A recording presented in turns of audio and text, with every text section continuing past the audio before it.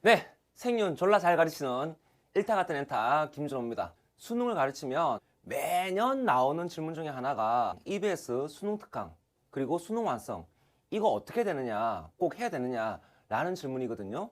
보시는 것처럼 이런 질문들은 입시 사이트에 항상 올라와 있습니다. 자, 지금부터 EBS 수특수완입니다. 이거 어떻게 해야 되는지 제가 확실하게 알려드릴 테니까는 끝까지 영상 집중해 주시기를 바라겠습니다. 다만 과목별 특징이 다르기 때문에 일단 저는 생윤에 한정해서 말씀드리겠습니다. 우선 이 질문으로 시작해 보도록 하겠습니다. 여러분들이 EBS를 왜 보려고 하십니까? 라는 질문인데요. 요거를 살짝 제가 바꾸어서 질문해 볼게요. 만약에 EBS 수특이나 수능 완성이 수능에 연계되지 않는다면 그래도 EBS 보시겠습니까? 그러면 제 질문의 의도 아시겠죠? 이런 분의 글도 있더라고요. EBS가 연계된다는 말도 있어서 점점점점점. 딱 깨놓고 얘기해서 EBS가 수능에 연계된다고 하니까 보는 거예요. 그렇죠? EBS도 이 점을 분명하게 밝히고 있습니다. 이렇게 수특 표지를 보시면 연계교재라고 딱 나와져 있지 않습니까? 그래서 우리는 연계성에 대해서 먼저 확인을 해봐야 합니다. 그리고 결론부터 말씀드리면 연계는 분명히 된다는 겁니다. 자, 그러면 연계되니까 봐야 되겠네요 라고 생각하시면 그건 또 다른 문제예요. 자, 무슨 말이냐? 제가 두 가지 측면에서 좀 더 설명을 해드리도록 하겠습니다. 첫 번째는 타임 어택입니다. 자, 어떤 시험이 타임 어택이 있습니다. 심합니다. 그런데 수능 특강이나 수능 완성 EBS라고 할게요. EBS가 연계가 됩니다. 확실하게 됩니다. 그러면 연계가 되는 문제들을 우리가 빨리 풀 수가 있겠죠? 그래서 타임 어택의 위험성을 감소시킬 수가 있습니다. 그리고 연계되지 않는 문제에 좀 더 집중하겠죠. 오, 표가 좋겠네요. 그렇죠? 근데 생윤이 타임 어택 있는 과목입니까? 라고 하면 아니거든. 그렇죠? 그래서 무슨 타임 어택 때문에 생윤을 본다. 이거는 아닌 것 같고. 자, 그리고 두 번째가 중요한데 두 번째는 뭐냐면은 EBS만의 독점성이라고 설명할 수 있을 것 같습니다. 무슨 말이냐? 만약에 EBS를 안 보면 풀지 못하는 문제가 나와. 틀리는 문제가 나와. 다른 교재는 없어. EBS만 있어. 그러면은 이건 고민 없습니다. 100% EBS 봐야 됩니다. 그런데 결론부터 말씀드리면 적어도 지금까지 그런 문제는 출제된 적이 없다는 겁니다. 자, 이런 경우를 제가 보여드릴게요. 24학년도 6월 평가원 9번의 선지 4번입니다. 문제 일부를 지금 여러분들이 보고 계십니다. 여기서 선지 4번입니다. 사회 전체를 대표하는 입법자에게만 형벌권이 있다. 이 선지인데요. 이 선지가 당시에 처음 나온 선지였습니다. 저는 이제 그걸 뉴페이스라고 얘기합니다. 새로운 얼굴이라고. 그리고 이 문제가 당시에 6월 평가 문제였는데 6평 당시에는 출간되지 않았던 그 해의 수능 완성. 당시 교재로는 120쪽입니다. 2회의 13번의 갑 제시문입니다. 보시다시피 갑 제시문이 그대로 선지 4번으로 옮겨온 거죠. 자, 이렇게만 보면은 우와 연계가 엄청 되는구나 라고 생각할 수도 있을지 모르겠지만 자, 그런데 정신 차리세요. 지금 우리가 하는 건 뭡니까? EBS를 봐야지만 이 문제를 풀 수 있냐고 라는 거거든요. 이 6평 문제가 정답률이 25% 킬러 문제였습니다. 그러면 이 문제를 틀린 75%는 선지 4번 때문에 틀렸을까요? 아니거든요. 왜냐하면 선지 4번 오답률은 10%밖에 안 돼요. 상당히 이제 EBS가 연계가 많이 된 것처럼 보이지만 막상 정오답률에 큰 영향을 주지는 못했습니다. 왜냐하면 평가원의 출제 원리는 교육과정, 교과서와 기출에 충실하게 출제하는 것이 가장 큰 원칙이거든요. 그리고 그걸로 90% 이상의 문제들이 풀리게 되어져 있습니다. 지금까지 평가원이 그래왔듯이 올해도 예상해 본다면 여전히 중심은 교과서와 기출문제가 되겠죠. 그래서 EBS만의 독점성이라는 건 그것도 아닐 것 같아요. 그리고 제가 하나 더 말씀드리면 자, 제가 사교육 종사하고 있습니다. 그러면 사교육 종사자들이 뭐를 만듭니까?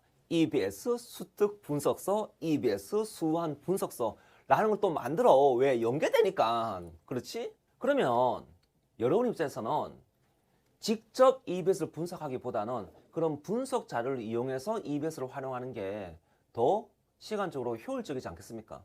보시다시피 저 같은 경우는 완전히 무료 공개하거든요. 그리고 무료 공개하는 분들이 저 말고도 더 있거든요. 그런 분들 이용하세요 그냥. 결론적으로 EBS가 연계되기 때문에 연계성을 근거로 EBS를 본다라는 건 그거는 와닿지는 않는 것 같습니다. 라는 게 제 결론이고요. 그리고 이제 보시다시피 인터넷을 조금만 또 뒤적뒤적거려 보시면 저의 결론과 일치하는 여러분의 선배들의 글들이 많은 것을 직접 확인해 볼 수 있을 겁니다. 물론 모든 학생이 다 이런 건 아닙니다. 님들 선배들 중에 꽤 많은 분들이 EBS 연계 뭐 써? 그닥 이제 이렇게 물음표를 제기를 합니다. 자, 다음으로는 EBS를 바탕으로 개념 공부를 하시는 경우에 대해서 말씀드리도록 하겠습니다. 일단 님들이 EBS에 있는 인강을 본다면 그러면은 지금부터 제가 하는 얘기는 안 보셔도 됩니다. 왜냐하면 그 인강 선생님의 안내 따라가시면 됩니다. 그리고 EBS 인강이 아니더라도 여러분이 어떤 인강을 보고 있으면 그 인강 선생님 따라가세요. 고민하지 마세요. 그러면 지금부터 제가 하는 얘기는 뭐냐? EBS 교재 가지고 혼자 하시는 분들, 독학하는 분들에 한해서 말씀드리는 겁니다. 일단은 제가 님들의 독학 능력, 공부 능력은 모릅니다. 그렇죠? 그래서 제가 여러분들을 평균적이라고 생각하고 설명을 하도록 하겠습니다. 자, 지금 여러분들은요, EBS 수특에 나오는 개념 부분을 보고 계십니다. 6쪽하고 7쪽 두 페이지에 걸쳐 가지고 윤리학 구분에 대한 얘기를 하고 있어요. 그리고 여기서 한 문제가 나옵니다. 그리고 72쪽에 한 절반 정도가 분배 정의의 롤스와 노직 설명하고 있거든요. 여기서 또 한 문제가 나옵니다. 근데 이게 문제예요. 자그마치 개념 설명을 두 쪽이나 한 윤리학 구분 문제는 정답률이 80% 왔다 갔다 하는 문제예요. 소위 말하는 빅킬러죠. 근데 겨우 반쪽 설명한 분배 정의 롤스와 노직은요, 지난 6년간 여러분 선배들이 수능장에서 정답률을 30%대를 보여준 문제입니다. 킬러 중에서도 넘버원 문제입니다. 그러면 감 잡으셨습니까? 제가 다른 영상에서도 보여드렸던 자료가 이제 이 자료인데, 보통 비킬러가 80% 왔다 갔다 해요, 정답률이. 그리고 킬러는 50%도 안 돼요. 생유는 이렇게 킬러와 비킬러의 편차가 큰데 정답률 80% 왔다 갔다 하는 비킬러는 두 쪽에 거쳐서 설명하고 있고, 정답률 30%대인 킬러는요, 딸랑 반쪽으로 정리를 하고 있으며, 이게 맞나요? 여기에 제가 수특을 더 분석해 봤습니다. 비킬러인 윤리학 구분 문제는 수능 특강에서 무려 9문제가 나옵니다. 그런데 킬러인, 그것도 넘버원 킬러인 롤스 노직은요, 수특에서 딸랑 4문제가 나옵니다. 그럼 이거는 제대로 된 문항 배분입니까? 아닌 것 같지 않습니까? 때문에 제 결론은 뭐냐? 수특수한 보지 마라가 아니라 수능 특강이나 수능 완성을 이용해서 비킬러 빠르게 정리하는 것은 괜찮다. 하지만 킬러는 다른 것을 더 해야 됩니다. 자, 그리고 이제 세 번째로 제가 살펴볼 것은 뭐냐면, 수특이나 수완에 문제들이 있는데 이걸 풀어야 되느냐, 얼마나 풀어야 되느냐라는 질문을 많이 하시거든요. 제 결론은 수능 완성 뒤에 모의고사 하겠습니다. 요거는 풀어보세요. 하지만 다른 거는 시간이 남으면 뭐 심심하면 푸시는데, 그렇지 않으면 그거 풀 시간에 기출문제 한 번 더 보는 게 효과적이지 않을까 싶습니다. 평가원 기출문제 다루어진 내용으로 적어도 수능장에서 여러분들이 90% 이상 풀 수 있게끔 출제를 하고 있는 중입니다. 그리고 여러분들이 시험장에서 90% 이상의 문제를 해결하면 작수든 재작수든 1등급이에요. 그래서 수특수안에 나와 있는 문제 푸는 것보다는 기출 한 번 더 보는 게 여러분의 성적 향상을 위해서 더 효과적이고 더 효율적이라는 겁니다. 자, 그럼 이제 이쯤 돼서 또 여러분이 질문합니다. 쌤, 왜? 그러면 수완 뒤에 있는 모의고사는 왜 푸는 거예요? 자, 시기가 중요해요. 여러분들이 수완 뒤에 있는 그 모의고사지요. 그거 풀까 말까 고민하는 시기면 아마도 여러분이 다른 실무도 풀까 말까 고민하는 시기와 겹칠 겁니다.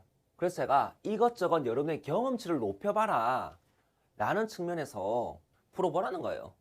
자, 여기까지 얘기했으면 여러분들 중에 그러면 EBS 안 사고 안 봐도 되겠네요 라고 하실 텐데, 저는 분명히 형광생 OT, 인광생 OT, 그리고 망생성생이라는 공부법 강의에서도 강조를 했습니다.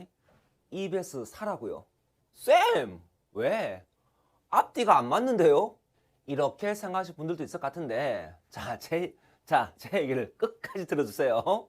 여러분 주변을 한번 보십시오. 보니까는 나 빼고 다 수특수안을 풀었어. 건드려 놨어.